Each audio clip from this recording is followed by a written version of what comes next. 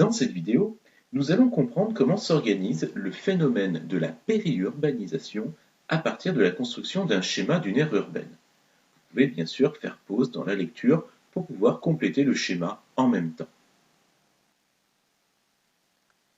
Une aire urbaine se compose d'abord d'une ville-centre. Cette ville concentre les activités tertiaires, c'est-à-dire les activités de commandement, les activités liées au tourisme, etc. Mais cette ville connaît un phénomène d'étalement urbain, symbolisé ici par les flèches en violet. L'aire urbaine s'agrandit. Ses habitants se déplacent souvent en voiture ou en train. Ces déplacements sont appelés déplacements pendulaires, ici en bleu, car ils se font de manière quotidienne, du lieu de résidence vers la ville-centre, où se trouve le lieu de travail le matin, et du lieu de travail au lieu de résidence le soir, provoquant des embouteillages aux heures de pointe.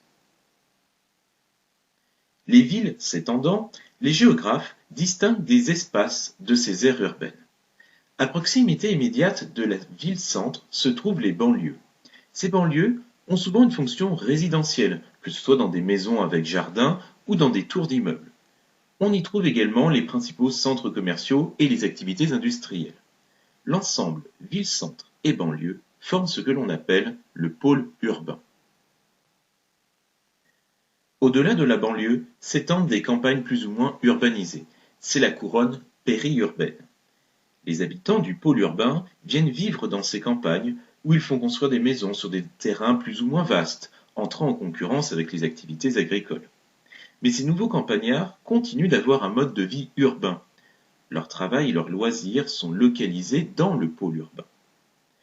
Dans les grandes aires urbaines, les déplacements pendulaires deviennent de plus en plus longs, dépassant les 40 à 50 km pour aller travailler dans les métropoles comme Lyon par exemple.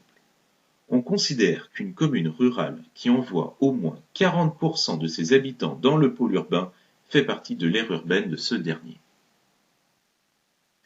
Au-delà de cette limite quantitative, l'espace rural plus ou moins profond est traversé par les autoroutes et voies ferrées de type TGV reliant les aires urbaines entre elles.